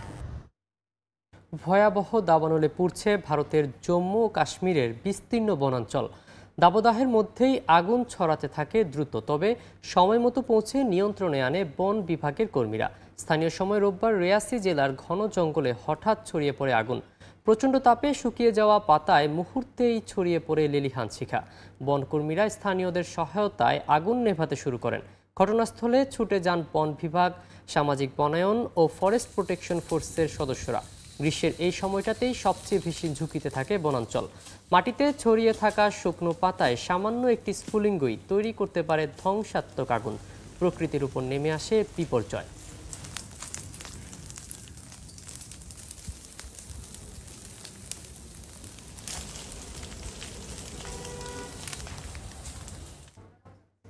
প্রচণ্ড গরমে বিপর্যস্ত নয়াদিল্লি সহ ভারতের বেশ কয়েকটি অঞ্চল। তাপমাত্রা আরও 2 থেকে 4 ডিগ্রি সেলসিয়াস পর্যন্ত বাড়তে পারে বলে জানায় আবহাওয়া অফিস। আপাতত বৃষ্টি হওয়ার সম্ভাবনা না থাকলেও মাসের শেষের দিকে বৃষ্টি হতে পারে বলে জানিয়েছে কর্তৃপক্ষ। সূর্যের তাপে উত্তপ্ত চারিদিক। মাথায় স্কার্ফ জড়িয়ে কিংবা ছাতা নিয়ে গরম থেকে রেহাই পাওয়ার চেষ্টা করছেন বাসিন্দারা। এমন নাজেহাল চিত্রের দেখা মিলল ভারতের নয়াদিল্লিতে। স্থানীয় সময় শনিবার থেকেই রাজধানীতে তাপমাত্রা বাড়তে শুরু করে বলে জানায় আবহাওয়া দফতর। রাজধানীর পাশাপাশি ভারতের আরও বেশ কয়েকটি অঞ্চলেও গরমে নাজেহাল দশা বাসিন্দাদের। দিল্লির আয়নগর স্টেশনে সর্বোচ্চ তাপমাত্রা রেকর্ড করা হয় 41.2 ডিগ্রি সেলসিয়াস। অন্যদিকে প্রয়াগরাজ শহরে তাপমাত্রা পৌঁছায় 43.2 ডিগ্রি সেলসিয়াসে। ভারতের পাঞ্জাব, হরিয়ানা, চণ্ডীগড়, উত্তরপ্রদেশ, মধ্যপ্রদেশ এবং পশ্চিম রাজস্থানে আগামী কয়েকদিনের মধ্যে হিটওয়েভ পরিস্থিতি দেখা দিতে পারে বলে জানায় কর্তৃপক্ষ। আমাদের অনুমান অনুযায়ী নয়াদিল্লিতে তাপমাত্রা আরো 2 থেকে 4 ডিগ্রি সেলসিয়াস পর্যন্ত বাড়তে পারে। এতে আগামী 3-4 দিনের মধ্যে তাপমাত্রা 43 থেকে 44 ডিগ্রি সেলসিয়াসে পৌঁছাতে পারে। প্রয়াগরাজে ভীষণ গরম পড়েছে। আমরা বাধ্য হয়ে রোজগারের জন্য বাইরে বের হচ্ছি, তা না হলে খাবো কি? মানুষজন গরম এড়াতে ঘরের বাইরেই থাকছে। আপাতত এমন উত্তপ্ত তাপমাত্রা বহাল থাকলেও মাসের শেষের দিকে বৃষ্টি হওয়ার সম্ভাবনার কথা জানিয়েছে আবহাওয়া বিভাগ।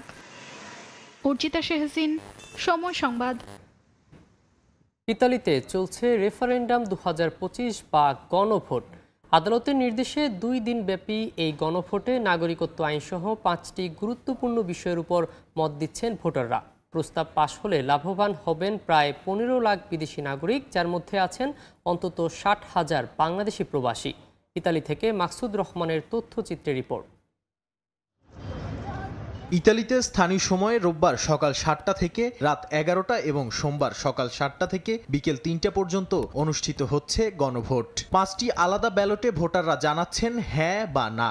বড় কোম্পানিতে বেআইনি ছাঁটাই প্রতিরোধ, ক্ষতিপূরণ নিশ্চিতকরণ, কাজের চুক্তি সুরক্ষা, কর্মক্ষেত্রে দুর্ঘটনায় সরাসরি পক্ষ নির্ধারণ এবং বহুল আলোচিত নাগরিকত্ব আবেদনের সময়সীমা 10 বছর থেকে 5 বছরে নামানোর প্রস্তাব। প্রস্তাবগুলোর পেছনে রয়েছে বিরোধী দলগুলোর উদ্যোগ। গত ডিসেম্বরে সংসদে বিল পাশ না হওয়ায় তারা রাস্তায় নেমে সংগ্রহ করেন লাখো স্বাক্ষর। 40 লাখ মানুষ কাজের ক্ষেত্রে সংস্কারের পক্ষে আর 6.5 লাখ নাগরিকত্ব আইন বদলের পক্ষে সই দেন। বিষয়গুলো পর্যবেক্ষণ করে আদালত চূড়ান্ত সিদ্ধান্ত গণভোটের হাতেই তুলে দেয়। প্রস্তাব পাশ করতে হলে যে কোনো একটির পক্ষে মোট ভোটারের অন্তত 50% সমর্থন প্রয়োজন। শ্রমজীবীদের জন্য 2টি ধারা যেমন গুরুত্বপূর্ণ, তেমনি বহিরাগতদের দৃষ্টি এখন একটাই, নাগরিকত্ব আইন সংশোধন। পাশ হলে স্বল্প সময়েই ইতালিয়ান নাগরিকত্ব পাবেন অন্তত 15 লাখ অভিবাসী, যার মধ্যে রয়েছেন প্রায় 60,000 বাংলাদেশি। 2টি বিষয় খুবই গুরুত্বপূর্ণ। তা হচ্ছে, যদি এই নির্বাচনের ফলাফল হায়ের পক্ষে বেশিও হয় অথবা নায়ের পক্ষেও যদি বেশি হয়, হায়ের পক্ষে বেশি হলেও এটি কার্যকর হবে না যদি মোট ভোটারদের 51% ভোট না দেন। অন্যদিকে যদি নায়ের পক্ষে বেশি পড়ে, সেক্ষেত্রে যদি 51% কম ভোট পড়ে, তাহলেও এই নির্বাচনটি বাতিল বলে গণ্য হবে। আমরা আশা করব যে একটি ভালো ফলাফল বেরিয়ে আসবে। আমাদের খুবই গুরুত্বপূর্ণ, এটা হলো পাসপোর্টের উপরে 5 বছর আর 10 বছর। দয়া করে যারা আমরা ইতালিয়ান পাসপোর্ট আছে সবাই ভোট দিতে যাব এবং সি ভোটারে যাব। ইতালিতে রিফারেন্ডাম হচ্ছে, যেমন 5 বছরে পাসপোর্ট জমা নেওয়া, আরো 4টা বিষয়, টোটালে 5টা বিষয়। তা আমরা তার পক্ষেই ভোট দিই। তাই প্রবাসীদের একটাই প্রত্যাশা, হ্যাঁ ভোটের মাধ্যমে খুলে যাক নাগরিকত্বের দরজা। সময় সংবাদ, ইতালি। উৎসবমুখর পরিবেশে জার্মানির রাজধানী বার্লিনে অনুষ্ঠিত হয়েছে পথ সাংস্কৃতিক উৎসব কার্নিভাল ডেয়ার কুলটুর। এ আয়োজনে প্রতি বছরের মতো অংশ নেন প্রবাসী বাংলাদেশিরা। কেমন ছিল বার্লিনে এবছরের কার্নিভাল, জানাচ্ছেন সহকর্মী বিটু বড়ুয়া। নানা দেশের ঐতিহ্য, শিল্প ও লোকজ সংস্কৃতির নানা দিক দর্শনার্থীদের কাছে তুলে ধরার অন্যতম বর্ণিল আয়োজন পথ সাংস্কৃতিক উৎসব কার্নিভাল ডেয়ার কুলটুর। এই উৎসবের 27তম আসরে স্বাগতিক জার্মানি ছাড়াও বিশ্বের প্রায় নানা দেশের 64টি দলের হয়ে 4000 শিল্পী ও কলাকুশলী অংশ নেন। এমন দারুণ উৎসবে অংশ নেয় জার্মানিতে বসবাসরত প্রবাসীদের সামাজিক ও সাংস্কৃতিক সংগঠন বেঙ্গালিশে কুলটুর ফোরাম। এদিন প্রবাসীরা লাল, হলুদ, সবুজ পাঞ্জাবি ও নারীরা পরে এসেছিলেন বর্ণিল শাড়ি। সেই সঙ্গে দেশীয় লোকজ সঙ্গীত ও নৃত্য প্রশংসা কুড়ায় লাখো দর্শকের। কার্নিভাল অসাম্প্রদায়িক, আমরা সবাই মিলে মিশে ধর্ম বর্ণ নির্বিশেষে একসাথে নাচি। বিভিন্ন দেশের সাথে আমরা বাংলাদেশ তাদের সাথে একসাথে যোগ হয়ে নিজেদের সংস্কৃতিকে বিশ্ব দরবারে উপস্থাপন করতে পারে, অবশ্যই আমরা আনন্দিত। হ্যানোভার থেকে এসেছি প্রতি বছরের মতো এবারও এখানে বাংলাদেশকে প্রেজেন্ট করতে।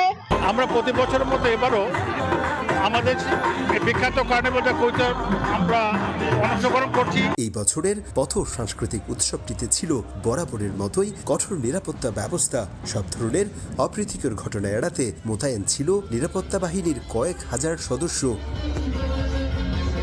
হাজার বছরের লোকজ সংস্কৃতি বাংলাদেশের অমূল্য সম্পদ। এই সম্পদ ছড়িয়ে যাবে বিশ্বের সবখানে, এমন প্রত্যাশা বার্লিনের কার্নিভালে যোগ দেওয়া সকল প্রবাসীদের। জার্মানির বার্লিন থেকে বিটু বড়ুয়া, সময় সংবাদ। পানির তীব্র সংকটে জর্জরিত জর্ডান। এই সমস্যার সমাধানে আশার আলো দেখাচ্ছে আগ্নেয়গিরির পাথর দিয়ে তৈরি এক বিশেষ মাটি, ভলকানিক সয়েল। এই মাটি কম খরচে ফসল ফলাতে পারে বলছেন বিশ্লেষকরা।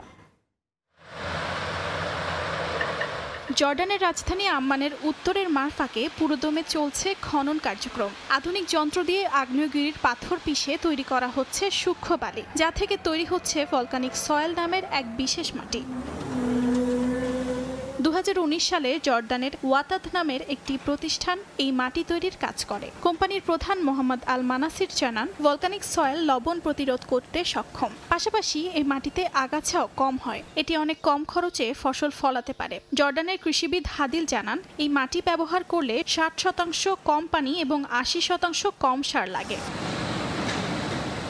বর্তমানে প্রতিষ্ঠানটিতে বছরে 10 লাখ টন ভলকানিক সয়েল তৈরি হয় বলে জানা যায়। তবে এর মজুত এবং কারখানায় যে উৎপাদন সক্ষমতা রয়েছে তা দিয়ে আরও বেশি মাটি তৈরি করা সম্ভব বলে মনে করছেন সংশ্লিষ্টরা। ওয়াতাদ কোম্পানির বর্তমান লক্ষ্য বৈশ্বিক বাজারে ভলকানিক সয়েলকে সারের বিকল্প হিসেবে প্রতিষ্ঠা করা। অর্জিতা শাহজিন, সময় সংবাদ। রোবট প্রযুক্তিতে বৈশ্বিক নেতৃত্বের দিকে দ্রুত এগিয়ে চলেছে চীন। নিত্যদিনের কাজের বাইরে গিয়ে এবার চিত্ত বিনোদনমূলক কাজেও দেখা মিলছে রোবটের। চীনের হাংজৌ শহরে শুরু হতে যাচ্ছে রোবট ফাইটিং প্রতিযোগিতা। সর্বাধুনিক প্রযুক্তির হিউম্যানয়েড রোবটদের লড়াই শুধু চোখ ধাঁধানোই নয়, প্রযুক্তির দুনিয়ায় নতুন এক দিগন্ত উন্মোচন করেছে। এই লড়াইয়ের আয়োজন করেছে চায়না মিডিয়া গ্রুপ।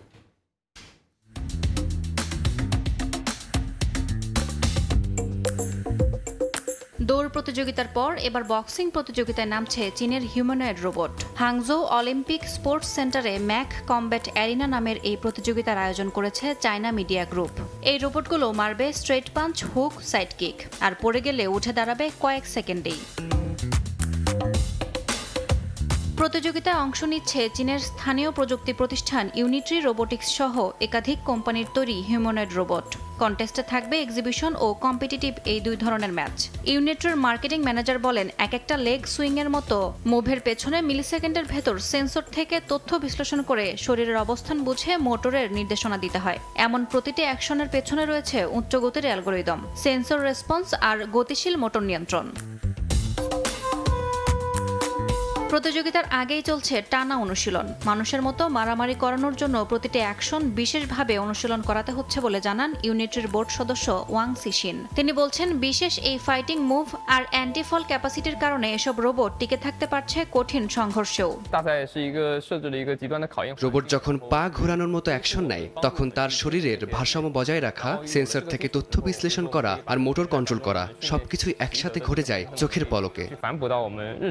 আয়োজন ঘিরে augmented reality, virtual reality, free view camera সহ অত্যাধুনিক প্রযুক্তি ব্যবহার করে ম্যাচগুলো তুলে ধরা হবে সরাসরি সম্প্রচারে। প্রতিটি রোবটকে আরও প্রাণবন্ত করে তুলতে এসব প্রযুক্তির ব্যবহার করছে চায়না মিডিয়া গ্রুপ। চীনের নিজস্ব প্রযুক্তিতে তৈরি এই রোবট ফাইটিং প্রতিযোগিতা শুধু ক্রীড়া নয়, এটি এক ধরনের টেকনোলজিক্যাল শোডাউন বলে মনে করছেন সমালোচকরা। ইয়াসমিন অনন্যা, সময় সংবাদ। কয়েক ধরনের সবজি দিয়ে মোসার্টের সিম্ফনি বাজিয়ে তাক লাগিয়ে দিয়েছেন একদল সঙ্গীত শিল্পী। লন্ডনের রাস্তায় তারা তুলে ধরেছেন ক্লাসিক সঙ্গীতের এই সুরের জগৎ। সঙ্গীত পরিবেশনের অভিনব এ কায়দা নজর কাড়ছে দর্শনার্থীদের। গাজর দিয়ে বাঁশি আর বাটারনাট স্কোয়াশ দিয়ে ট্রম্বোন। লন্ডনের ভেজিটেবল অর্কেস্ট্রা এমনই এক অভিনব উদ্যোগ, যেখানে সবজি হয়ে উঠেছে সঙ্গীতের মাধ্যম।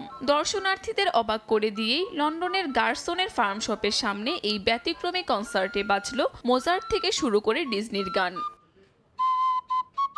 দলটির উদ্যোক্তা টিম ক্র্যানমোর নিচে একজন বাঁশি নির্মাতা। এক জাপানি কারিগরের ভিডিও দেখে বন্ধুর পরামর্শে শুরু করেন গাজর দিয়ে বাঁশি বানানো। ইউটিউবে সেই ভিডিও ভাইরাল হতেই জনপ্রিয় চিপস ব্র্যান্ড টায়ারেলস থেকে আসে প্রস্তাব। এরপরই তৈরি হয় লন্ডন ভেজিটেবল অর্কেস্ট্রা। ক্র্যানমোর জানালেন, গাজরের গঠন এক ধরনের গাছের মতোই। সিলিন্ডার আকৃতি, শেকড় ও পাতা থাকায় এর ভেতরে গর্ত করে সঠিক ছিদ্র বসিয়ে 20 মিনিটেই তৈরি হয় একটি কার্যকর বাঁশি, যা কাঠের তুলনায় অনেক ক্ষেত্রে ভালো কাজ করে। তবে তারা জানান, সবজি দিয়ে বাজানো এতটা সহজ নয়। মুখে ধরার অংশ নিজে বানাতে হয়, তাই প্রতিবার তারতম্য থাকে। কয়েক মিনিট বাজানোর পরে ক্লান্তি ভর করে। এছাড়া সবজিগুলো কাটা হলে দ্রুত পানি হারিয়ে নরম হয়ে যায়, এজন্য বারবার পানিতে ভিজিয়ে রাখতে হয়। কাকুলি আখতার, সময় সংবাদ। ভুটানের বিপক্ষে ম্যাচে গোল জীবনের সেরা মুহূর্তগুলোর একটি। এশিয়ান কাপ বাছাইয়ে সিঙ্গাপুরের বিপক্ষেও বাংলাদেশের ভালো সম্ভাবনা দেখছেন হামজা দেওয়ান চৌধুরী।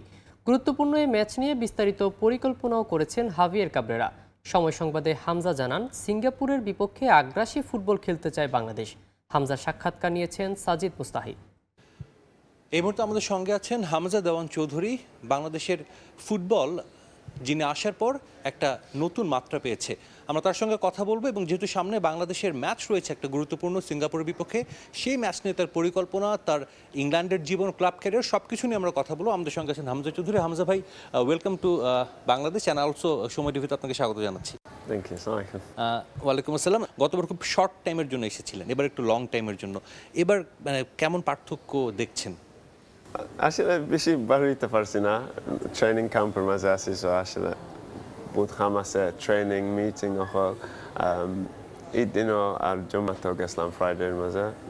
সো ভালো হয়েছে, বাট আমি আসলে বেশি বাংলাদেশে দেখছি না। আবার সামনে বাংলাদেশের একটা খুবই ইম্পর্টেন্ট ম্যাচ, খুবই গুরুত্বপূর্ণ একটা ম্যাচ সিঙ্গাপুরের সাথে।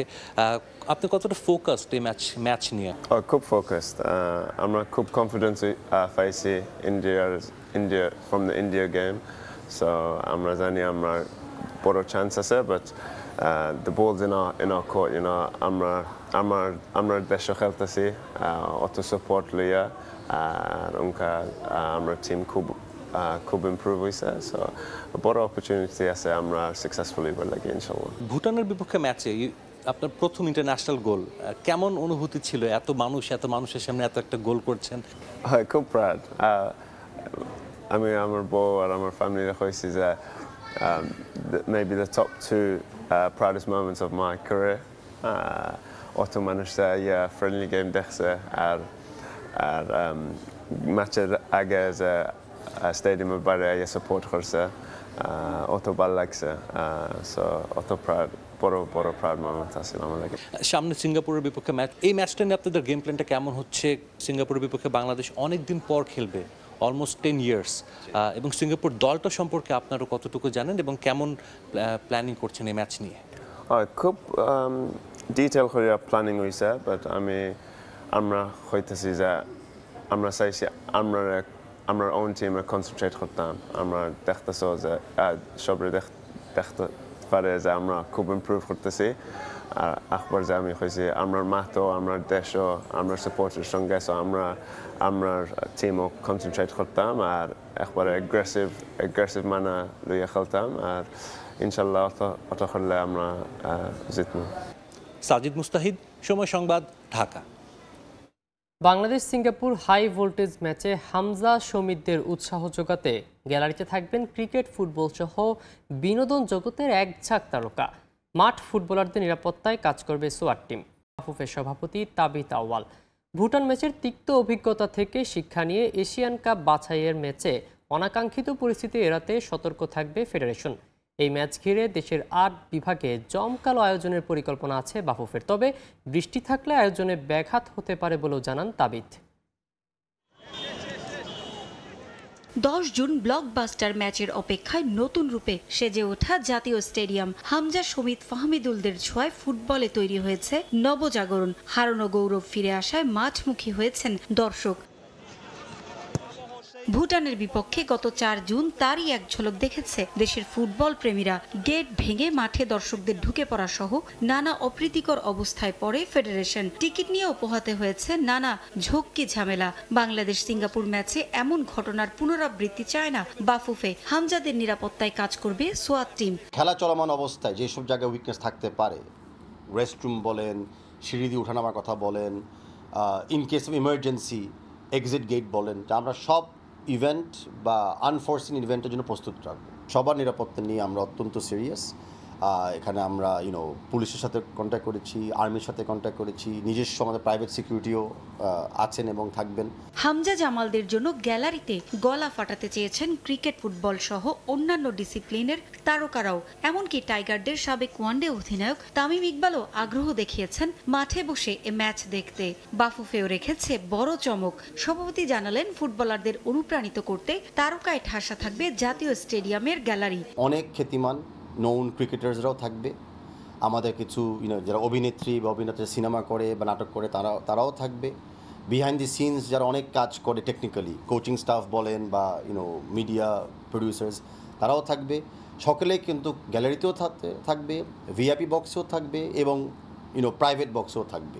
বহুল প্রত্যাশিত এই ম্যাচের উন্মাদনা সবার মাঝে পৌঁছে দিতে 8 বিভাগে রাখা হয়েছে নানা জমকালো আয়োজন। তবে বৈরী আবহাওয়া থাকলে বিকল্প পথে হাঁটতে হবে ফেডারেশনকে। তার জন্যও তৈরি তাবিদ আউয়াল। আমরা স্টেডিয়ামের বাইরে বাকি বিভাগের সহগুলো আমরা চেষ্টা করতেছি প্রজেক্টরের মাধ্যমে বা এলইডি স্ক্রিনের মাধ্যমে খেলাগুলো দেখানোর জন্য, যেটাকে ফ্যান জোন বলা হয়। সো আমরা কিন্তু যত চেষ্টা করছি ফ্যানদেরকে ইনক্লুড করার জন্য, খেলাটাকে ছড়িয়ে দেওয়ার জন্য। সফল আয়োজনের চ্যালেঞ্জ নিতে প্রস্তুত বাফুফের সভাপতি। Parvin Akter, Somoy Sangbad, Dhaka. Bangladesh Singapore high voltage match নিয়ে দর্শকদের উন্মাদনায় উচ্ছ্বসিত বাফুফে। ফুটবলের নতুন জোয়ারে টিকিট নিয়ে বেড়েছে চাহিদা। যারা টিকিট পাননি তাদের কাছে দুঃখ প্রকাশ করেছে ফেডারেশন। প্রতিদ্বন্দ্বিতাপূর্ণ ম্যাচের আশা বাফুফে কর্তাদের। সিঙ্গাপুর কিন্তু হংকংয়ের সাথে ড্র করেছে, হ্যাঁ, তো সিঙ্গাপুর টিমের সাথে আমাদের একটা ভালো একটা ফাইট ম্যাচ হবে। ইতিমধ্যে আমাদের সব ফুল টিম আমাদের হাতে আছে। আমি আশা করি যে ইনশাল্লাহ বাংলাদেশ টিম একটা ভালো রেজাল্ট নিয়ে তার হোম গ্রাউন্ডে একটা ভালো রেজাল্ট নিয়ে ফিরবে। আমাদের বাংলাদেশ ফুটবল ফেডারেশনের বর্তমান প্রেসিডেন্ট যে তাবিদ আউয়াল, উনি যে একের পর এক যে চমক দেখাচ্ছেন, হ্যাঁ, আসলে এটা ফুটবলের একটা নতুন জাগরণ আমি বলবো। ব্রাজিলে যেমন সবাই ফুটবল খেলে, ঠিক আমাদের এলাকা যেটা রহমতগঞ্জেও কিন্তু সবাই ফুটবল খেলে। আমার বাসায় যারা কুরবানির পরে যারা মাংস নিতে এসেছে, তাদেরকে আমি যখন মাংস দিতে গিয়েছি, অনেকেই আমাকে বলছে মাংস লাগবে না, আমাকে একটা টিকিট দেন, যাতে আমরা 10 তারিখের খেলাটা দেখতে পারি বাংলাদেশ এবং সিঙ্গাপুরের। ফ্যানরা যে এত উৎসাহ নিয়ে এই খেলাটার জন্য অপেক্ষা করছে, যাতে তারা কুরবানির মাংস যাচ্ছে না, তারা টিকিট চাচ্ছে আমার কাছে। এরপর 3 মাস ব্রেক নিয়েছিলেন স্টিভ স্মিথ। নিউ ইয়র্কে থাকা অবস্থায় একদিনও ব্যাটিং প্র্যাকটিস করেননি, তবে কাজ করেছেন ফিটনেস নিয়ে। সাউথ আফ্রিকার বিপক্ষে টেস্ট চ্যাম্পিয়নশিপ ফাইনালের আগে আবারও নেমেছেন অনুশীলনে। তবে লর্ডসের বিগ ম্যাচের আগে বেশ আত্মবিশ্বাসী এই অস্ট্রেলিয়ান তারকা। এটাই কোনো ম্যাচে স্টিভ স্মিথের খেলা শেষ বল। দুবাইয়ে মোহাম্মদ শামির বলে আউট হওয়ার আগে সেদিন 73 রানের লড়াকু এক ইনিংস খেলেছিলেন, কিন্তু দলকে ম্যাচটা জেতাতে পারেননি। ভারতের বিপক্ষে হেরে চ্যাম্পিয়ন্স ট্রফি থেকে ছিটকে গিয়েছিল অস্ট্রেলিয়া। দারুণ ইনিংসের পরও দল না জেতায় মন ভরেনি স্মিথের, এমনকি হতাশায় ওয়ানডে থেকে অবসরের ঘোষণাই দিয়ে দেন। এরপর থেকে 3 মাস প্রতিযোগিতামূলক খেলার বাইরে স্মিথ। আন্তর্জাতিক ম্যাচ তো দূরে থাক, কোনো ফ্র্যাঞ্চাইজি লিগেও অংশ নেননি। যুক্তরাষ্ট্রের নিউ ইয়র্কে ঘরের মধ্যে শ্যাডো করা ছাড়া ব্যাটই ধরেননি। তবে একেবারে বসে থাকেননি, ব্রেকটা কাজে লাগিয়েছেন ফিটনেসের উন্নতিতে। পার্সোনাল ট্রেনার নিয়োগ দিয়ে হিপ মোবিলিটি আর স্লিপ ক্যাচিং এর জন্য নিজেকে আরও পরিণত করে তুলেছেন। 11 জুন টেস্ট চ্যাম্পিয়নশিপের ফাইনাল দিয়ে আবারও কম্পিটিটিভ ক্রিকেটে ফিরবেন স্মিথ। বিগ ম্যাচের জন্য দীর্ঘদিন পর অনুশীলনে এই ব্যাটার। চ্যাম্পিয়ন্স ট্রফিতে মোহাম্মদ শামির ফুল টস মিস করার পর অনেকদিন প্র্যাকটিসই করিনি। ভাগ্য ভালো যে তারপরও সব ঠিকঠাক যাচ্ছে, মনে হচ্ছে আমি প্রস্তুত। Virat Kohli, Joe Root, Kane Williamson আর স্টিভেন স্মিথকে নিয়ে ফ্যাবিউলাস 4। 3 ফরম্যাট মিলিয়ে তাদের মধ্যে তারকা খ্যাতি, রান অর্জনে এগিয়ে কোহলি। তবে কেবল যদি টেস্ট ফরম্যাট ব্যাটিং বিবেচনায় নেওয়া হয় তাহলে টপে রাখতে হবে স্মিথকে। গেল কয়েকটা বছর উড়ন্ত ফর্মে থাকা রুটের সমান 36 সেঞ্চুরি অজি গ্রেটের। সাউথ আফ্রিকার বিপক্ষে টেস্ট চ্যাম্পিয়নশিপের বিগ ফাইনালেও তার ব্যাটে রানের অপেক্ষায় থাকবে অস্ট্রেলিয়া দল। ইংল্যান্ডের মাটিতে স্মাজের রেকর্ডও দারুণ। টেস্ট চ্যাম্পিয়নশিপের লাস্ট সাইকেলের ফাইনালে সে দেশে ভারতের বিপক্ষে সেঞ্চুরি হাঁকিয়েছিলেন। শিরোপা জয়ে বড় অবদান ছিল তার। এবারের ফাইনালের ভেন্যু লর্ডসে তার ব্যাটিং গড় 58-র ওপরে, তাই বেশ আত্মবিশ্বাসী তিনি। সিডনির বাইরে এটাই আমার প্রিয় গ্রাউন্ড। ইতিহাস কিংবা উইকেট সবকিছু বিবেচনায় কয়েকটা বল খেললেই এখানে নিজেকে মানিয়ে নিতে পারি। এক প্রান্তে একটু উঁচু, আরেক প্রান্তে নিচু, তবে দুই পাশেই বল দ্রুত আসে। প্রথম দল হিসেবে একাধিক টেস্ট চ্যাম্পিয়নশিপ শিরোপা জয়ের সুযোগ হাতছাড়া করতে চায় না ডিফেন্ডিং চ্যাম্পিয়নরা। মাইটি অজিদের সাফল্যের মুকুটে আরও একটা পালক যোগ করতে লর্ডসে ব্যবধান গড়ে দেয়া ব্যাটিং করতে চান run machine Steve Smith. Maksum Alam Khan, সময় সংবাদ। সংবাদগুলো জানিয়ে দিচ্ছি আরেকবার। কোরবানির চামড়া বিক্রি হচ্ছে পানির দরে। দাম নির্ধারণের পরও না পাওয়ার অভিযোগ মৌসুমি ব্যবসায়ীদের। নানা কারণে 30% চামড়ার মান নষ্ট হওয়ার দাবি ট্যানারি মালিকদের। 4 দিনের সফরে আজ যুক্তরাজ্য যাচ্ছেন প্রধান উপদেষ্টা। দুর্নীতির অভিযোগ ইস্যুতে ডক্টর ইউনূসের সাক্ষাৎ চান ব্রিটিশ এমপি টিউলিপ। এখনও চিঠি না পাওয়ার দাবি প্রেস সচিবের। অন্তর্বর্তী সরকারের অধীনে সুষ্ঠু নির্বাচন নিয়ে সংশয় বিএনপির। ডিসেম্বরের বদলে এপ্রিলে পিছিয়ে দেয়া নিয়ে প্রশ্ন। ভোট নিয়ে কোনো দেশের হস্তক্ষেপ চায় না জামায়াত। অবহেলিত পথশিশুদের জীবনের রং ছড়াতে ছুটে চলছে ভ্রাম্যমাণ স্কুল। খেলার ছলে শেখে বর্ণমালা, আঁকে ছবি। রাজধানীর কয়েকটি স্থানে চলছে কার্যক্রম, স্থানীয়দের সহায়তা কামনা।